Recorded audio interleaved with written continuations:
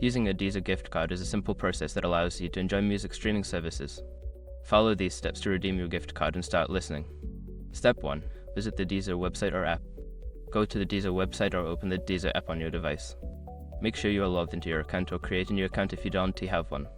Step 2. Navigate to the gift card redemption section. Look for the option to redeem a gift card. This is usually found in account settings or billing section. Click on it to proceed. Step 3. Enter the gift card code. Carefully enter the code found on your gift card. Make sure there are no typos and that you include all characters as they appear. Step 4. Confirm the redemption. After entering the code, click on the Confirm or Redeem button. You should see a message indicating that your gift card has been successfully redeemed. Step 5. Enjoy your subscription. Once the gift card is redeemed, your account will be credited with the appropriate subscription time or amount.